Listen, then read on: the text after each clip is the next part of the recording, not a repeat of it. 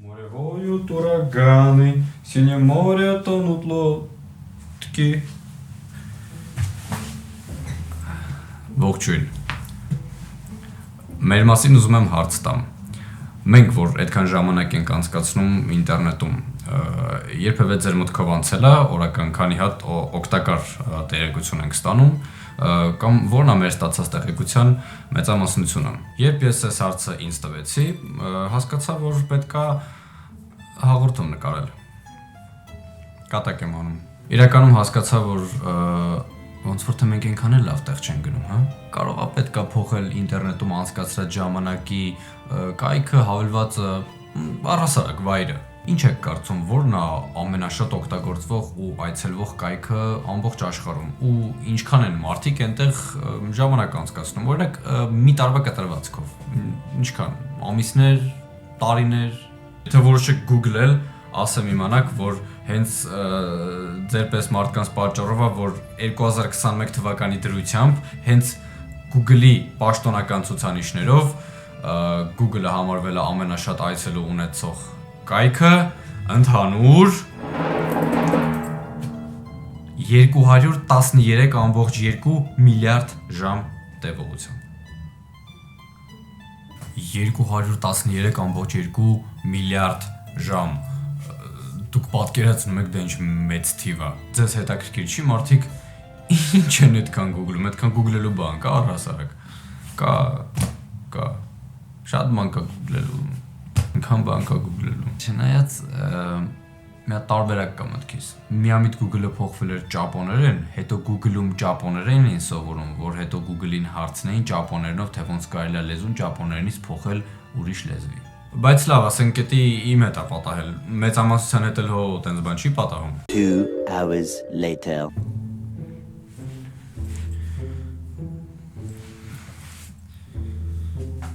Երկու 13.2 միլիարդ։ Լավ, այդ ամբողջ երկուսը հանեցինք, լավ։ Այս աստղաբաշխական թիվը ավելի լավ պատկերացնելու համար եկեք տեղափոխվենք 6-րդ դասարանի մաթեմատիկայի դասարան։ 1 տարին ունի 8760 ժամ։ Եթե 213.2 միլիարդ ժամը բաժանենք 1 տարվա ժամերի քանակին, ապա կստանանք մի րոպե 24 միլիոն 337.899.543 տարի։ Մտքով մի քիչ դժվար էր էլի հաշվելը։ Իհարկե, այս քվանտային հաշվարկը կարելի էր նաև Google-ել, բայց Google-ի հաշվիչները հաշվի չեն առնում 4 տարին 1 նահանջ տարիների 1 ավել օրերը։ Ընդհանուր առմամբ 213.2 միլիարդ ժամից ստացանք 24 միլիոն 354.569.337 տարի։ Այսինքն ինչ է դուրս գալիս, որ տարեկան բոլոր մարդիկ իրար հետ գումարային 24.3 միլիոն տարի ժամանակ են ծախսում Google-ելու վրա, իսկ դուք ալարում եք ընդամենը 10 րոպե գրեչկա տաքացնեք, որ տաք ուտեք, ոչ թե սառը։ Ու ես էսի առաջինը ինձ եմ ասում, բայց եթե դուք էլ եք տենց անում, մի արեք, նորմալ տաքացրեք ու նորմալ հաց կերեք։ Իսկ մեկ մարդու օրական օնլայն ժամանակածախսը կազմում է մոտ 400 րոպե, 6 ժամ 40 րոպե։ Այդ երբ գրեչկան դուք չեք տաքացնում, ամանատաքացնում, հետո կանչում է ձեզ հաց ուտելու, ասում եք հեսա մի րոպեից կգամ ու 10 րոպե չեք գնում, այ դրանից 40 անգամ։ Լավ, իսկ հնարավոր է ինտերնետը սահմանափակել։ Այո, կան երկրներ, որտեղ ինտերնետը սահմանափակված է, իսկ կոնկրետ մի քանի երկրում ինտերնետը ամբողջովին կառավարվում է պետության կողմից։ Արգելափակումներ կան օրինակի համար Իրանում, Մյանմարում, Թուրքմենստանում, Միացյալ Էմիրություններում, Բելարուսում, Պակիստանում, Քաթարում, Օմանում ու ելի մի քանի երկրում։ Չինաստանում օրինակ ինտերնետը ամբողջությամբ գտնվում է կառավարության ափի մեջ։ Այնտեղ ամբողջ մեդիադաշտը հսկվում է մի մեծ մասնագետների խմբի կողմից, ովքեր ստուգում են յուրաքանչյուր հայտարարված ինֆորմացիայի համապատասխանությունը կառավարության քաղաքականությանը։ Չինաստանում արգելված կայքերից են օրինակի համար Facebook-ը, Instagram-ը, WhatsApp-ը, Telegram-ը, Twitter-ը, Google-ի բոլոր պրոդուկտները, Dropbox-ը, Pinterest-ը, Snapchat-ը, Spotify-ը, Amazon-ը, Wikipedia-ն, Slack-ը, Նրանք հասկացան Slack-ը ձեզ ինչ էր արել, լավ պլատֆորմա էլի թողեք մարդիկ իրանց համար հանգիստ աշխատեն։ Բայց ես գիտեմ, դուք ձեր օքին շատ խորն է։ Դուք հիմա էկրանի հետևում նստած, երևի վրացի ծաղում եք, ասում եք, եղբայր, բա դու VPN-ի մասին չես լսել, կարելի է ամեն ինչը կազմակերպել շատ հանգիստ VPN-ով։ Ու ես ձեզ կասեմ, իհարկե լսել եմ։ Ու ասեմ ավելին, VPN-ի կայքերն էլ չեն աշխատում։ Բայց չինացիները հո միամիտ չեն։ Հա, եթե ինչ-որ մեկը չգիտի թե ինչա VPN-ը, դա համակարգչի եւ ընդհանուր ինտերնետի ցանցի միջև ապահով կապ ստեղծելու մեխանիզմ է։ Ու քանի որ դա հիմնված է IP հասցեի փոփոխության վրա, հնարավոր է մի երկրից միանալ մեկ ուրիշ երկրում գտնվող IP հասցեին ու օգտվել տվյալ երկրի ինտերնետային ծառայությունների հնարավորություններից։ Իրականում Չինաստանում VPN-ը աշխատում է, ուղղակի ոչ միշտ ու եղած դեպքում էլ շատ դժվար, այնպես որ եթե պետքա մեկնեք Չինաստան, ճամփորդեք, ապա լավ կլինի արդեն Հայաստանում լուծեք VPN-ի հետ կապված բոլոր հարցերը։ Իսկ ես գնամ կակտուսը ջրեմ ու դնեմ այնտեղ, որը որ մոռացել եմ ամենասկզբից днем. Չգնանք։ Синее море тонут лодки и большие корабли. Корабли на дно утонет с якорями, с парусами, а на морской песок роняя золотые сундуки. Золотые сундуки. Լավ, բա հարց չի առաջանում, եթե ամենաօգտագործվող, ամենատարածված հարթակները Չինաստանում արգելափակված են, այդ 1.5 միլիարդ մարդիկ ինչից են օգտվում։ Դե բա ոնց, բա այդ մարդիկ հո ինտերնետից զուրկ չեն մնալու։ Հակառակ դեպքում որտեղից ենք մենք տեսնելու, օրինակ համարեն 2 տարեկան չինացի երեխեքին, ովքեր որ 30 տարվա դաշնամուր նվագելու փորձ ունեն, ուղղակի վիրտուոզ գործեր են նվագում։ Բարձվում է չինացիներն ունեն հայտնի հարթակների իրենց անալոգները, օրինակ Google-ին փոխարինում է Baidu-ն, WeChat-ը Instagram-ի, WhatsApp-ի ու on-line banking-ի ինչ որ անհասկանալի խառնուրդ է սոյայի սոուսով ու քունջութի ձեթով, Vibe-ն փոխարինում է Facebook-ին կամ Weibo, նայած որ լեզվով կկարդաք, Taobao-ն փոխարինում է Amazon-ին, Youku-ն YouTube-ին ու այսպես շարունակ։ Միջազգային հարթակներից մենակ TikTok-ն է որ կա թե Չինաստանում, թե գլոբալ ինտերնետում ու ասեմ որ շատ էական կոնտենտի տարբերություն կա Չինաստանի TikTok-ի ու գլոբալ TikTok-ի։ Լավը գոնե էդ էլ կա, թե չէ բու պետք է ուղարկենք այդ մարդկանց, չգիտեմ ինչ որ մի ձև, sense տոտիկի վրա sense կապենք, ասենք գնա։ Հաջող։ Bye-bye։ Բայց տեսեք ինչա ստացվում, փաստորեն N 213.2 միլիարդը, որը որ մենք բաժանեցինք քվանտային կտորների, պարզվում է որ դրա մեջ չինացիները ընդհանրապես չէին մտնում։ Ինչի, որովհետև այդ ժամանակ իրանք օգտվում էին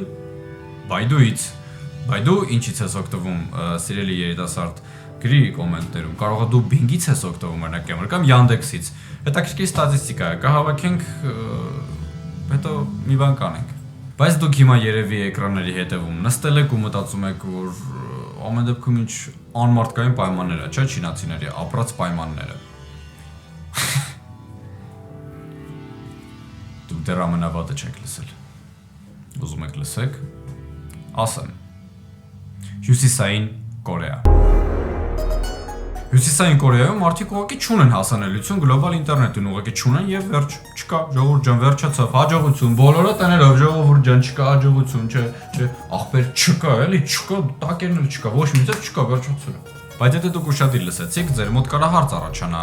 եթե գլոբալ ինտերնետի հասանելիություն չունեն, ապա ինչ ինտերնետի հասանելիություն ունեն։ Ասեմ, նրանք հասանելիություն ունեն միայն ազգային ինտրանետին։ Ինտրանետը փակ համակարգ է, որը տրամադրված է պետության կողմից, ամբողջապես վերահսկվում է ու հանդիսանում է գլոբալ ինտերնետի ազգային փոխարինողը։ Այս երևույթը Հյուսիսային Կորեայում կոչվում է Gwanmyeon, որը բառացի թարգմանաբար նշանակում է bright light կամ պայծառ լույս։ Սրապես։ Ցանցը բնակչությանը տրամադրում է էլեկտրոնային փոստի, նամակագրության ու սոցիալական մեդիայի հնարավորություններ։ Ուղղակի ամբողջ ինֆորմացիան շատ խիստ վերահսկողության տակ է ու դա գործում է ընդհանրապես երկրի սահմանների ներսում։ Այսինքն պետությունը մարդկանց ձեռ ծապահում բոլոր PC-կների, Will Smith-ի տված ապտակի, տարբեր պրանկերի, video compilation-ներից ու մեմերից։ Բայց փոխարենը տալիս է ինչ։ Online խաղեր, ավելի շուտ խաղ, մեկը հատուկ քեզ համար։ Խենյան ռեյսինգ, մասնակցիր եւ ինչ։ Ոչինչ։ Ինչի, որովհետեւ խաղը չունի մրցակցություն, խաղը չունի իմաստ։ Ուղղակի մեքենա ես քշում Խենյանի փողոցներով, զմայլվում ես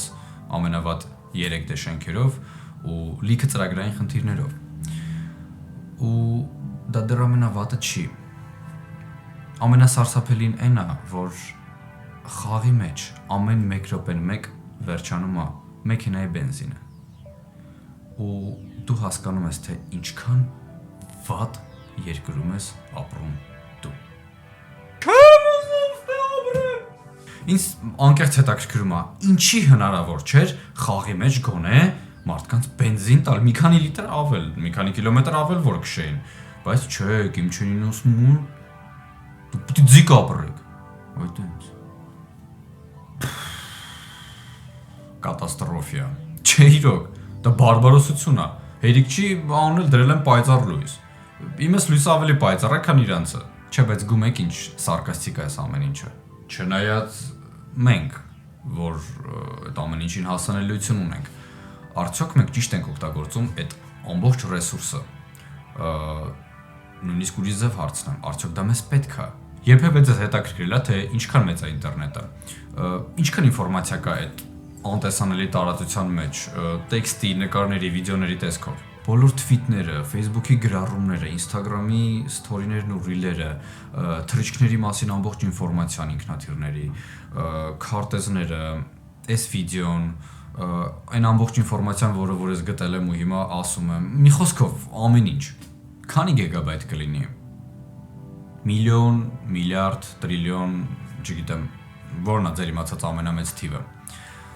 Փորձեք գուշակել։ iPhone 14-ի խաղարկություն չեմ անում իհարկե, դեռ չեմ կարող ինստենց բան թույլ տամ, բայց հետաքրքիր է։ Դուք ինքներդ ձեզ համար պետք չի կոմենտ գրել, ուղղակի փորձեք մոտ թիվ գուշակել։ Հետաքրքիր է ում մոտ ինչքան մոտ կստացվի։ 2000 years later. Պարզվեց, որ այս ինֆորմացիան ոչ ոք չէր հաշվարկել ինտերնետում այնպիսի ձևով, ոնց որ ես փնտրում էի, ու ես մտածեցի, իսկ ինչի՞ չէ։ Ես ինքս կգնամ, կփնտրեմ, անկգամ կհաշվարկեմ ու կներկայացնեմ ձեզ։ Ու ես չարարեցի, գնացի մինչև Տիբեթի հեռավոր սարերը, շատ բաներ իմացա ու հետ եկա, ճանապարհին էլ մազերս կտրեցի։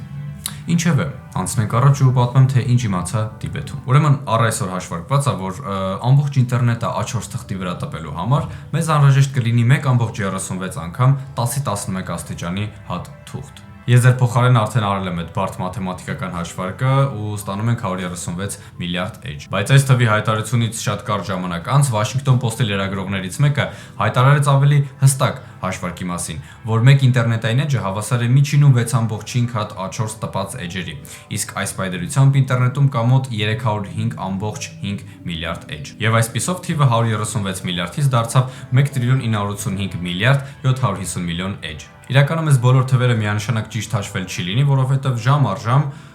ինչ ժամ առ ժամ, վայրկյան առ վայրկյան այս թվերը մեծանում են ինտերնետում գրված տեքստերի քանակը, ինչի, որովհետև հաշվարկված է, որ այս պահի դրությամբ մոտ 1 վայրկյանում աշխարհում կատարվում է միջինում 6000 թվիթ, ուղարկվում է 2 միլիոն էլեկտրոնային նամակ եւ գրեթե 40000 որոնում Google-ում։ Անգամ կա աղբյուր, որտեղ որ այնպիսի ինֆորմացիայի քանակ է նշվում, որ դրանք տպելով A4 թղթերի վրա կստանանք մոտ 4 միլիարդ A4 թուղթ։ Ամեն դեպքում հասկանում եք, չէ, որ այս թվերն այնքան մեծ են, որ որոշակի հստակության հետևից ընկնելու իմաստ ուղղակի չկա։ Բայց ամեն դեպքում ես սիրում եմ տարօրինակ հարցեր ու բարդ մաթեմատիկական հաճախ լրիվ անիմաստ հաշվարկներ։ Ինչի՞։ Դու ուզում եմ, հետաքրքիր է, վայ քեզ բա։ Ու ահա դրանցից մեկը։ Ինչ մակերես կկարողանային ծածկել գրեթե 2 տրիլիոնի հասնող բոլոր A4 թղթերը, եթե մենք դրանք կարողանայինք ինչ-որ ձև տպել։ Այս բոլոր թղթերը եթե կպցնենք իրար, կծածկի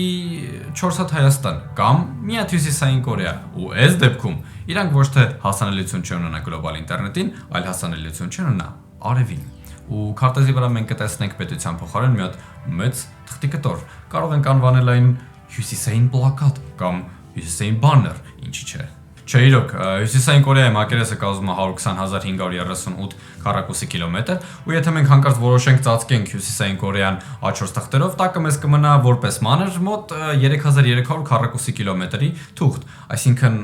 որ շատ ուզենանք կարող ենք մի քիչ հարավային Կորեան ծածկենք։ Դուք պատկերացրեք մի հատ էլի Կիմ Չեն Ինի դեմքի արտահայտությունը այս վիդեոն իրան ցույց տալուց հետո, եթե ինչ-որ մեկը հավես կանի կորեերեն թարգմանի, ու թե լրատվական դաշտում ինչ է կատարվելու առհասարակ, ոնց է ինքը ամբողջ աշխարհին սպառնում ատոմային ռումբով, եթե ինչ-որ մեկը հանկարծ որոշի ծածկել Հյուսիսային Կորեան, ինչ-որ տպած A4 թղթերով մոտ 2 տրիլիոն հատ։ Բայց մի րոպե։ Կարելի է սցենար գրել ուղարկել Կարանտինոյին։ Հաստատ լավ կինո կնկարի։ Ես հայտնի կդառնա։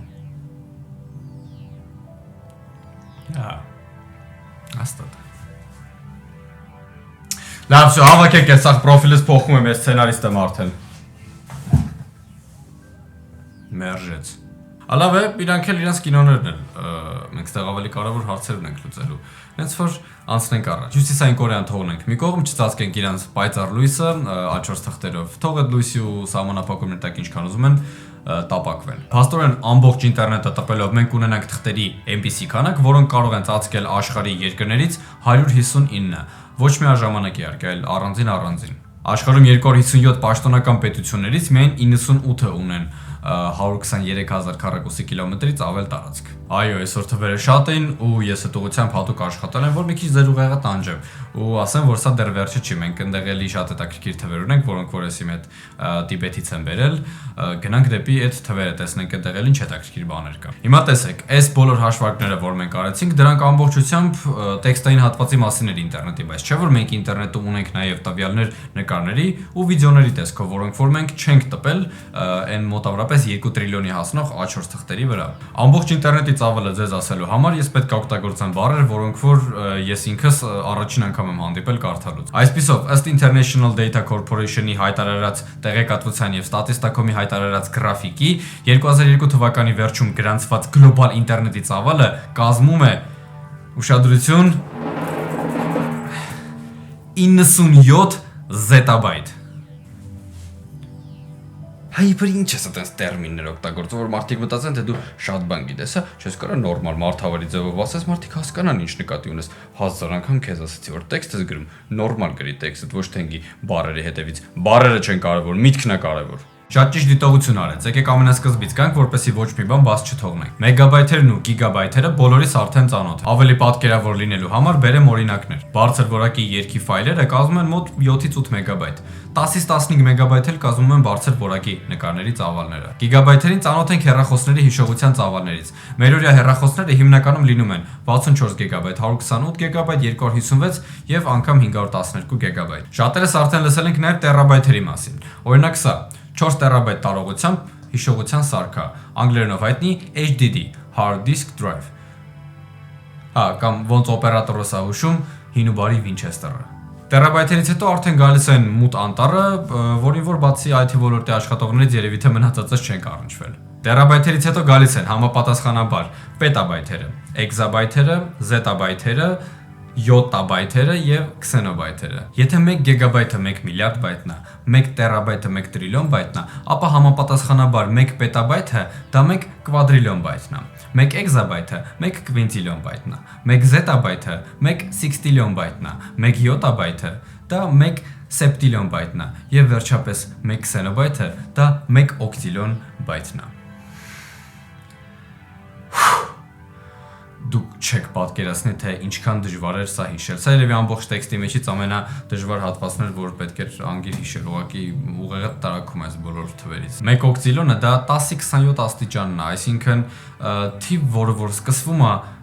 1-ից եւ կողքը 27 հատ 0։ Դա այդ թվի ամենափոքր թիվն է։ Սկսում է դրան ավելի ոնց որ այդ թիվը։ Ու եթե դուք մտածում եք, որ օկտիլիոնից կամ չգիտեմ քսենոբայթերից հետո վերջանում են թե տառերը, թե թվերը եւ ընդհանրապես թե մեր իմացած աշխարհը, ապա շտապեմ ձեզ ասել, որ այնտեղ մի հատ թիվ կա ճիշտն ասած, որ 1-ից հետո գալիս է 600 0 ու այդ թիվը կոչվում է սենտիլիոն։ բայց հա դրանից հետո հաստատ արդեն սա վերջանում է, իրոք ամեն ինչ վերջանում է, այլ ոչ մի բան չկա, խոսք եմ տալիս, չկա դրանից հետո թիվ ուղղակի, որ ձեզ հարցնեն, որ ամենամեծ թիվը կարող շատ հանգիստ ասեք սենտիլիոնը, արդեն այդ հարցի պատասխանը բրիտանացի գիտնականները գտել են, ասեք, որ դա սենտիլիոնն է եւ ուղղակի էլ ոչ մեկ ձեզ հարց չի տա, ուղղակի ձեզ տարօրինակ կնայեն եւ այդքանով ամեն ինչ կվերջանա,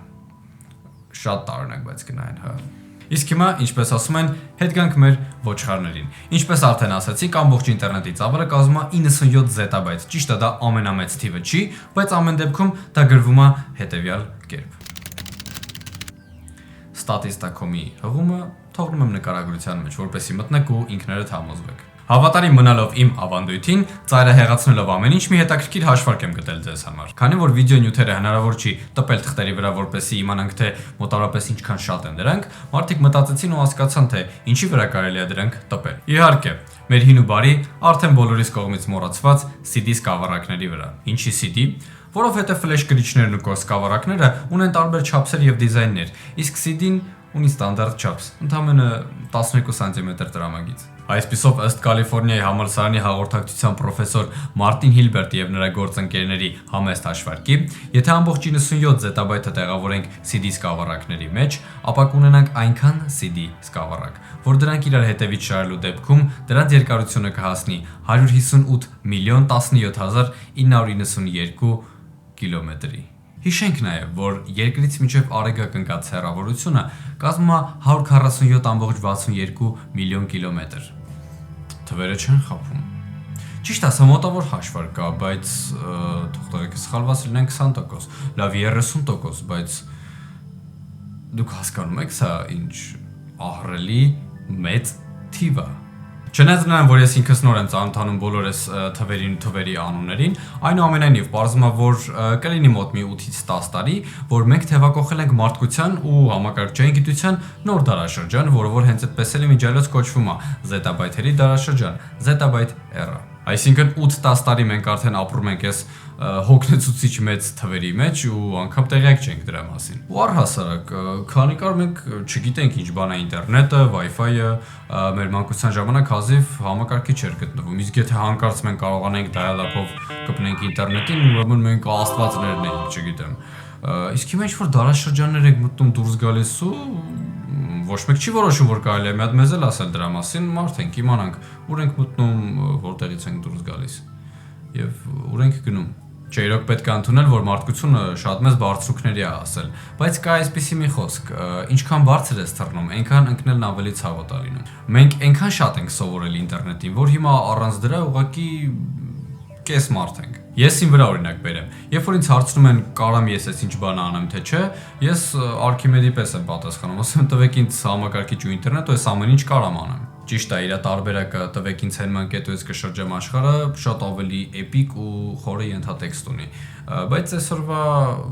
հենման կետը ինչ որտեղ նաև ինտերնետն ու համակարգիչն են հանդիսանում։ Լավ։ Իսկ ինչ կլինի, եթե ինչ որ հանցավոր խումբ որոշի, որ պետք է ինտերնետը վերացնել։ Ու մեզ զրկի 97 զետաբայթից, ինչ ենք անելու մենք։ Ու զրկեն մեզ նրանից, ինչը որ այսօրվա դրությամբ մեզ կապում է ու աշխարհն ավելի փոքր ու հասանելի է դարձնում։ Ուղղակի բում ու չկա 97 զետաբայթ, թռավոտ, վերջացավ, չգիտեմ։ Բայց դուք խելացի եք, ձեր հոգին խորն է, դուք հիմա կասեք աշխարհը հո հիմար չի, անպայման կլինեն ինչ-որ պահոստային տարբերակներ ինֆորմացիայի պահպանման եւ այլն եւ այլն։ Բայց մինչև այդ դրամատիկ պայն հասնել է, եկեք հասկանանք արդյոք տեխնիկապես հնարավոր է ոչնչացնել ինտերնետը ու ամբողջ դրա մեջի տեղեկատվական բազան։ Բոլորս էլ գիտենք, որ ինտերնետը մի հոգի կամ մի կազմակերպություն չի կառավարում։ Ինտերնետը ապակենտրոնացված է ու սփռված է ամբողջ աշխարհով մեկ։ Լավ, բա այդ դեպքում ինչից սկսենք։ Եկեք բաժանենք մեր այս սատանայական պլանը 4 մասի։ Մաս առաջին՝ կապուղիներ։ Առաջին հերթին պետք է փորձել խափանել կապը մայրցամաքների միջև։ Դրանք խափանելու համար ձեզ պետք են սղոցներ, ակցաններ, մեծ ակցաններ, շատ մեծ ակցաններ ու պինդ, մետաղ կտրող ու ջրի տակ, որովհետև մայրցամաքները իրար հետ կապված են օպտիկամանրաթելային շատ հաստ ստորջրյա մալուխներով, որոնք որ անցնում են օվկիանոսների ու ծովերի հատակներով։ Բայց մի մալուխ կտրելով մենք մեր դժոխային պլանը դեռ չենք կատարում, որովհետև ինտերնետը համակարգող ծրագրերը խելացի են ու ունեն վերադասավորվելու ունակություն։ Այսինքն եթե մենք կտրում ենք մի մալուխը, տվյալները ուղղակի վերադասավորվում են եւ փոխում են իրենց ճանապարհը։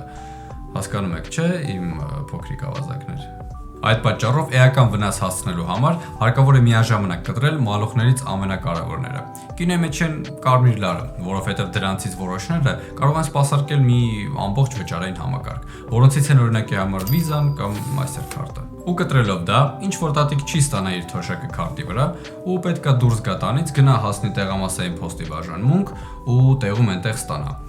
Բայց դե ինքներդ եք հասկանում, եթե մենք ուզում ենք վերացնենք ինտերնետը, պետք է մի կողմ թողնենք այս բոլոր սենտիմենտալությունները ու հասնենք մեր նպատակին։ Մալուխների քարտեզի հղումը թողնում եմ նկարագրությունում, որպեսզի առարկայական փաստացի պլանը ձեր ձեռքում ունենաք, իմ սիրելի ավազակներ։ Բայց ուրախանալու համար դեռ շուտ է, որովհետև եղել են դեպքեր, որ վնասվել են մալուխները։ Օրինակի համար 2008 թվականին Ճապոնիայում տեղի ունեցած երկրաշարժի ու դրան հաջորդող ցունամիի պատճառով վնասվել էին կարևորագույն մի քանի մալուխներ, սակայն դրանց պատճառով երկրում ինտերնետի տրաֆիկը դանդաղել էր ընդամենը 10%-ով։ Իսկ 2008-ին միջերկրական ծովում նավերի խարիսխները վնասել էին մի քանի մագիստրալ մալուխներ, եւ դրանց հետևանքով Եգիպտոսում բնակչության մոտ 70%-ի մոտ ինտերնետը այնքան էր դանդաղել, որ մարդիկ դուրս էին եկել ցույցերի, ասում էին տվեք մեզ մեր հասանելիք ինտերնետը, բայց իրանք չգիտեին, որ դրա պատճառով Հնդկաստանում բնակչության բավականին մեծ զանգվածի մոտ ինտերնետը հաճախ ուղղակի կորում էր չկար։ Բայց տեսեք, այսպեսի դեպքերից հետո ինտերնետը չի վերանում։ Եթե մենք անգամ կտրենք բոլոր մալուխները, դրանով մենք ընդհանրապես կկտրենք կապը մայրցամաքների միջև, բայց ինտերնետը կշարունակի գոյատևել մայրցամաքներում առանձին։ Դրա համար մենք անցնում ենք մեր սատանայական պլանի երկրորդ մասին։ Մաս երկրորդ՝ IXP-ներ։ Մենք հասկացանք, որ մալուխ կտրելը մեծ մասշտաբով հարց չի լուծում, բայց սա մանկապարտեզ չէ, մենք ստեղ ենք, որ մտլավ ջարդենք այդ ինտերնետը, ավերջ ոչնչացնենք աշխարհերեսից։ Ու մեր նպատակին մեկ քայլ ավել մոտենալու համար մենք կոչնչացնենք IXP-ները։ Ինչ է IXP-ն? Internet Exchange Point, ինտերնետ տրաֆիկի փոխանակման կետ, ցանցային ենթակառուցվածք, որը նախատեսված է ինտերնետ կապը եւ IP տրաֆիկի միջօպերատորային փոխանակումը օպերատիվ կազմակերպելու համար։ Դրանք շինություններ են, որոնք ուղղակի տոննաներով լցված են օպտիկամանրաթելային մալուխներով ու լարերով։ Տպավորություն է ստեղծվում, որ մտել ես ինչ-որ մեծ հսկա ռոբոտի օրգանիզմ, որտեղ որ մոդեմներից, լարերից, հսկա շարժիչներից են կողմ ուրիշ ոչ մի բան չկա։ Ուղղակի այնտեղ կատարյալ ստերիլ մաքրություն է տիրում։ Անգամ կա քարտեզ, որտեղ նշված են բոլոր IXP-ների հասցեները, ու բնականաբար դա էլ եմ թողնում փոքրիկ ավազակներից համար հասանելի տեղում։ Չանձնվեք։ Բայց աշխարհում կան 630-ից ավել IXP-ներ ու ոչնչացնել դրանք միաժամանակ եւս անհնար է։ Դրա համար գոնե պետք է ոչնչացնել դրանցից ամենակարևորները։ Օրինակի համար Google-ի, Microsoft-ի, այս կազմակերպություններն այնքան մեծ ու հզոր են, որ ունեն իրենց սեփական IXP-ները։ Իրենց գործառույթը մեծ սպասարկողների միջև կապի ապահովումն է ու ոչնչացնելով այդ գլխավոր IXP-ները, մենք ինտերնետը բաժանում ենք ել ավելի փոքր մասերի միջև մարզերի կամ քաղաքների մասշտաբների։ Ու ինչ ենք անում մենք այստեղ, վերցնում ենք ավելի մանր աղացը եւ անցնում ենք մեր դժոխային պլանի երրորդ մասին։ Մաս երրորդ՝ DNS։ Եթե ուզում ենք վերջնականապես խզել կապը մայրցամաքների միջև, ապա պետք է ոչնչացնել DNS սերվերները։ Դրանք էլի մեծ համակարգիչներով շենքեր են, որտեղ որ երկար ու անիմաստ թվացող թվերի հաջորդականությունը ստանում է որոշակի իմաստ։ Օրինակի համար ինչքանով է ձեզ համար հեշտ հիշել 208.65.153.238 թիվը։ Իսկ youtube.com-ը Հա, ճիշտ գուշակեցիք։ Այդ անիմաստ թվացող թվերի հաջորդականությունը YouTube-ի IP հասցեներից մեկն է։ Դա կարող եք ճշտել ipinfo.io կայքում։ Լինքը թողնում եմ նկարագրության մեջ, որ ինքներդ մտնեք ու համոզվեք։ Դե պատկերացրեք, որ աշխարհում բոլոր կայքերը իրենցից ներկայացնում են նույն տրամաբանությամբ անհասկանալի թվերի հաջորդականություն, իսկ DNS սերվերները մեզ օգնում են, որպեսզի մենք այդ թվերը գտնենք շատ հեշտ, գեղեցիկ, սիրուն հիշվող անուններով։ Աշխարհում կան 13 գլխավոր DNS սերվերներ, որոնք որ վայրկյանական մշակում են միլիոնավոր հարցումներ, եւ կան եւս 200 հայելային սերվերներ, որոնք որ ուղղակի պահում են ինֆորմացիայի կրկնօրինակները։ Քանի որ աշխարհում ոչ ոք չի հիշում բոլոր IP հասցեները թվերով, ամեն դեպքում ինձ տենց է թվում, DNS սերվերների ոչնչացումը միանշանակ իրարանցում ու տագնապ կստեղծի մարդկության մոտ։ DNS սերվերների քարտեզները նկարագրության մեջ եւս ընծայում եմ իմ ապագա կործանիչ մանուկներին, իսկ մենք անցնենք վերջին 4-րդ դժոխային մասին։ Մաս 4. Տվյալների կենտրոններ։ Ամբողջ 97 զետաբայթը, որի մեջ մտնում է ձեր Instagram-ի պոստերն ու սթորիները, ձեր սիրած մեմերը, կատուների, բոլոր վիդեոները, տեքստերը, այս վիդեոն, որը որ հենց նայում եք, բացարձակապես ամբողջ ինֆորմացիան գտնվում է տվյալների կենտրոններում։ Շատ ինտերնետ մատակարարներ այստեղ իրենց համար տեղ են գնում, իսկ ամենամեծ կազմակերպությունները կառուցում են իրենց սեփականները։ Ինչպես մնացած կենտրոնները, սրանք նույնպես ունեն իրենց քարտեզները, ինչը որ դուք շատ հեշտությամբ կարող եք գտնել ինտերնետում։ Ինչն էլ հենց դուք պատրաստվում եք ոչնչացնել։ Մի տեսակ պարադոքսի հոտ եմ առնում։ Արե դուք եք դա պարադոքս վարում։ Լուժուտետի հանգցրեք անցեք տուն։ Բայց ոչնչացնելով 1-ից 2 տվյալների կենտրոններ, համաշխարհային ինտերնետում գրեթե տարբերություն չի լինի, քանի որ մեկ ինֆորմացիան մեկ ֆիզիկական վայրում չի պահպանվում, այն ունի եւս մի քանի պահոստային պահարաններ։ Էական վնաս հասցնելու համար հարկավոր է ոչնչացնել առնվազն կեսը, իսկ դրանց ամբողջ քանակը աշխարհում կազմում է մոտ 8000։ 8000։ Այսքան րոպե, այսքան ինֆորմացիա ձեզ տվեցի, որպեսզի հույս առաջացնեմ ձեր մոտ իմ ավազակներ։ Ստուգեմ ձեր կամքի ուժը։ Բայց եկավ ժամանակը, որ ձեզ հիասթափեցնեմ։ Ինտերնետը վերացնել ուղղակի հնարավոր չի։ Ինտերնետը մարդու կողմից ստեղծված երևի թե ամենաբարդ ու ապահով համակարգն է երբևէ։ Իսկ այս կապակցությամբ Google-ի հիմնադիր կազմակերպության Alphabet-ի տեխնիկական գծով նախկին խորհրդատու Էրիկ Շմիթը իր հարցազրույցներից մեկում ասել է, որ ինտերնետը շուտով կվերանա։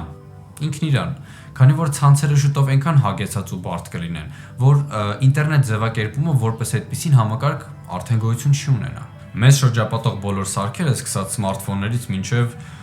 չգիտեմ, էլեկտրոնային գրիչ կամ հարթուկ, բոլորը օրը 24 ժամ շաբաթը 7 օր միացված կլինեն ինտերնետին ու անջատել կամ կործանել այդ հսկայական ցանցը ուղղակի հնարավոր չի լինի, որովհետև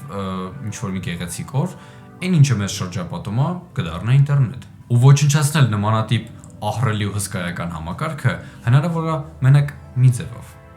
Եթե ոչնչացնենք ինքներս մեզ, ամբողջ մարդկությանը, քանի որ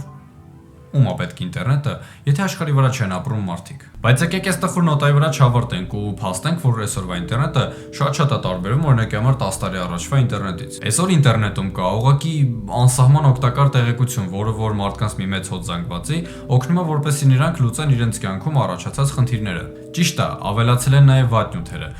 Բոլորս գիտենք, թե ինտերնետում ինչքան վատ ազդեցություն ունեցող ինֆորմացիա կա, հա, ֆոտոյի, վիդեոյի, տեքստերի, ծրագրերի տեսքով, որոնք որ հաճախ անկախ մեր կամքից մխրճվում են մեր կյանք։ Բայց դե առանց դրա հետաքրքիր չէր լինի։ Չէ, եկեք անկեղծ, եթե ամեն ինչ լիներ այդքան պարզ ու հասարակ, առանց որոշում կայացնելու կարիքի, էլ դրանից ինչ հետաքրքրություն։ Չէ, որ հենց մեր առօրյայում կայացրած որոշումներն են մեզ տանում, թե ճիշտ ուղղությամբ եւ թե սխալ ուղղությամբ։ Ու այստեղ մեզ օգնության է գալիս մեր մոխրագույն դոնդողանման զանգվածը։ Մեր ուղեղը, որը պետք է օգտագործել շատ ինտենսիվ։ Դրա համար այսօր ձեզ համար պատրաստել եմ շատ կարևոր տեղեկություն, թե ինչպես գտնել փորձված ու վստահված տեղեկություն համաշխարհային ցանցի անverջ տարածություններում։ Այսպիսով մի քանի կարևոր կետ ինտերնետում ստուգված ինֆորմացիա գտնելու համար։ Առաջին, խորտ կտամ Google-ել անգլերենով։ Ամբողջ ինտերնետն է գրեթե անգլերենով։ Բոլոր գիտական սոցիալական փորձերը, թեզերը, վիճակագրությունները, ուսումնասիրությունները, մի խոսքով ամբողջ արժեքավոր ինֆորմացիայի մեծ մասը անգլերեն լեզվով է։ Բնականաբար կգտնեք նաև ուրիշ լեզուներով, բայց հաճախ հանդիպում են այլ լեզուներով թարգմանություններ, որոնք որ հենց վերցված են անգլերենից։ Իսկ թարգմանության ժամանակ հնարավոր են փոքրիկ, բայց կարևոր իմաստային շեղումներ։ Ու հենց այդ պատճառով հաճախ կհանդիպեք մարդկանց, ովքեր որ սովորում են օրինակի համար գերմաներեն, զուտ են նպատակով, որպեսզի օրիգինալով կարդան Զիգմունդ Ֆրոյդի գրականությունը կամ Ադոլֆ Հիտլերի Mein Kampf-ը։ Երկրորդ, համոզվեք, որ ինֆորմացիան, որը որ գտել եք, ներկայացնում է ինչ-որ կազմակերպություն կամ կառույց, որի համար առաջնային է իր անունն ու համբավը։ Օրինակ Սթենֆորդի համալսարանը, անկախ վիճակագրական կամ հետազոտական կենտրոններ կամ պետական կառույցների պաշտոնական կայքեջերը, բայց նաև ուշադիր եղեք, քանի որ որոշ անվանի աղբյուրներ հանդիսանում են մեյնսթրիմ լրատվականներ եւ ֆինանսավորվում են կոնկրետ կուսակցությունների եւ խմբավորումների կողմից եւ պրոպագանդում են տվյալ կուսակցությունների եւ խմբավորումների կողմից որդեգրած քաղաքականությունը, որը միշտ չէ որ համընկնում է փաստերի եւ իրականության հետ։ Երրորդ, համոզվեք, որ կայքն ունի արժանի տեսք։ Ինֆորմացիան չի կորում բազմաթիվ էժանագին գովազդային պատոհանիկների մեջ։ Կայքն ունի բարեկեցիկ դիզայն եւ ոչ պատահական գեներացված դոմեյնի հասցե։ Իսկ ինֆորմացիան գրված է ընթեռնելի ու մատչելի ձևով։ Չորրորդ, համոզվեք, որ ձեր կարդացած ինֆորմացիայի տակ նշված է ինֆորմացիայի հեղինակի մասին որևէ տեղեկություն կամ հղում դեպի օրիգինալ ինֆորմացիայի աղբյուրը։ դե մենք հո չենք պատրաստվում կարդալ ինչ-որ մեկի ոչ պրոֆեսիոնալ կարծիքը ու հիմնվել դրա վրա, չէ։ Եվ 5-րդ, ինչպես անգլախոսներն են սիրում ասել, always double check, բայց այս պարագայում անգամ triple եւ multiple ինչքան շատ այնքան լավ։ Ստուգեք նույն ինֆորմացիան տարբեր աղբյուրներից ոչ պակաս քան 3 անգամ կամ ավել, կախված ինֆորմացիայի կարևորությունից։ Չմոռանանք նաեւ, որ վստահելի ինֆորմացիայի աղբյուր են հանդիսանում նաեւ մեր որակավորված մասնագետ ընկերներն ու բարեկամները։ Եվ եւս մեկ բոնուսային կետ, եթե փնտրում եք գիտական կամ ակադեմիական գրականություն, Google-ի փոխարեն կարող եք որոնել Google Scholar-ում, որտեղ որ որոնման արդյունքներն արդեն իսկ ֆիլտրված են։ Այ հիմա արդեն կարելի է կամաց գնալ քնել, ներսես խաղաղվեց, էլի։ Կարելի ասել դեպի մեդիագրագիտություն մեկ այլ ավել արեցինք։ Համոզված եմ, որ հաջորդ անգամ ինչ-որ պատահական տեղեկություն լսեք, անպայման կհարցնեք, իսկ այդ ինֆորմացիան քեզ որտեղից կամ որն է ինֆորմացիայի աղբյուրը, խնդրում եմ ինձ մի հատ ցույց տուր։ Ու այս տրամաբանությամբ միգուցե մենք մի օր դուրս գանք, ինչ Փարիզ ընկերն է ասել մակարդակից։ Ուղղակի պետք է միշտ համոզվել ստացած ինֆորմացիայի աղբյուրի մեջ։ Յուրաքանչյուր իրավիճակում, իսկ մեր երկրում իրավիճակները շատ են ու հաճախ են փոխվում։ Իսկ դուք փոխվեք միայն դեպի լավը ու մի դադարեք զարգանալ։ Իսկ մենք դեռ կհանդիպենք։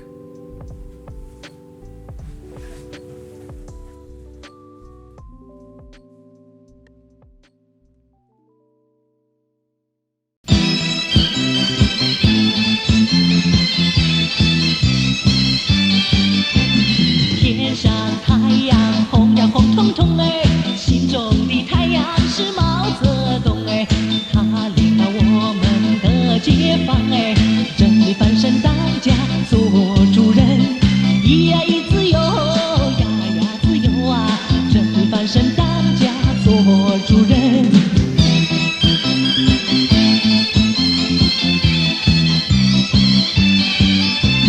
天上太阳红呀红彤彤哎，心中的太阳是毛泽